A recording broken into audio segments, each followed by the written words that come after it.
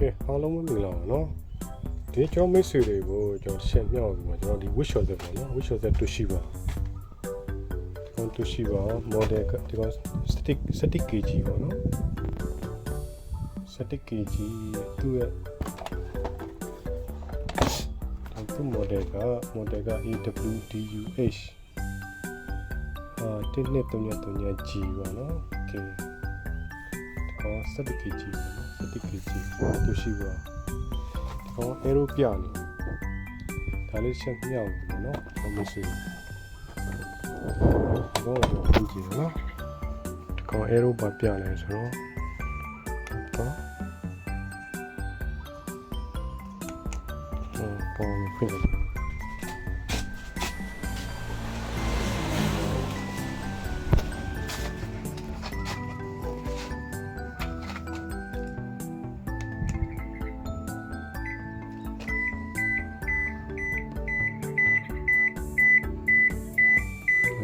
arrow က EH4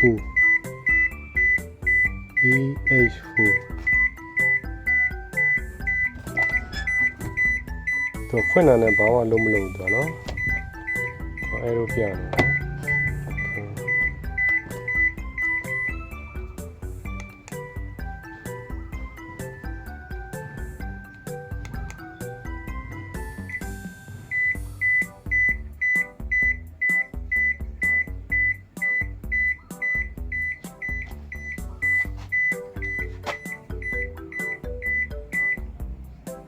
ေဒီကောင်ဘာဖြစ်လဲဆိုတော့ချက်ထဲမှာကျွန်တော်ဒီကာဗာချက်ဖွင့်ကြည့်ရအောင်နော်ဒီဖုန်းဖွင့်ပြီးတော့ကျွန်တော်ဒီသူ့ရဲ့ဒီဘာသာပုတ်ကိုကျွန်တော်ချက်စစ်ကြည့်နော် keyboard ထဲမှာဘာပြည့်ချက်ရှိလဲဆိုဘာလောင်ထားလဲဆိုတော့ချက်ကြည့်ကြည့်မယ်နော်ကောက်ဖွင့်မယ်ဆိုရင်ကျွန်တော်ဒီမှာ screw နှလုံးရှိအောင်နော်ဒီမှာ screw နှလုံးရှိတယ်ဒီမှာ screw နှလုံးရှိတယ်တော့ရင်တော့ဒီဖုန်းကိုရင်တော့ဖွင့်မယ်နော်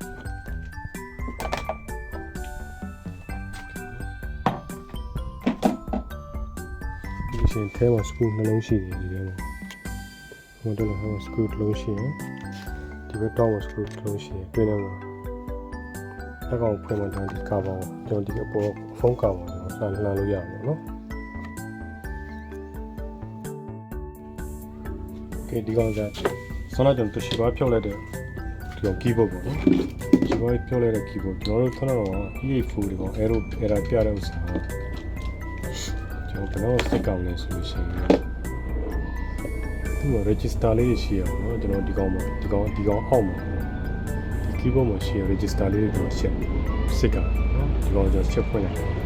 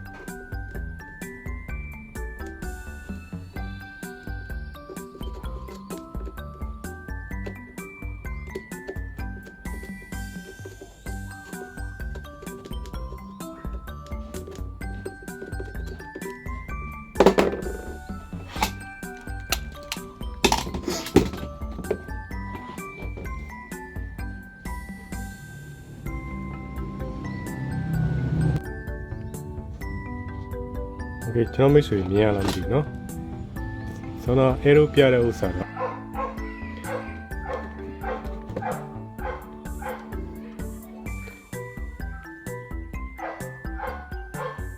တော့ဆက်တိုင်းကြီးရောဒီတစ်ချက်ကဒီ register လေးတစ်လုံးလောင်လာတယ်ပေါ့နော် Okay ကျွန်တော်ပြီးရထီတော့ကျွန်တော်ပြမယ်ပေါ့နော်ဗီဒီယိုရှည်သွားပါဆိုတော့ကျွန်တော်မိတ်ဆွေတွေကဒီကောင်လေးတစ်လုံးဖြုတ်နေတယ်ပေါ့နော်ဒါကောင်လေး E84 ဒီကောင် arrow ပြတယ်ဆိုလို့ရှိရင်ကျွန်တော်ဒီမှာတက်လာကျွန်တော်ဒီနောက်မှာလာစစ်ပေါ့နော်ဒီနောက်မှာ register လေးကိုကျွန်တော်တစ်ချက်တိုင်းကြည့်ပေါ့နော်ဒီဘက်ဘေးတောင်းမှာရှိရယ်ဒီမှာရှိရယ်အခုဒီကောင်လေးတစ်လုံးလောင်နေပေါ့နော်ဒီမှာတွေ့လာမသိနော်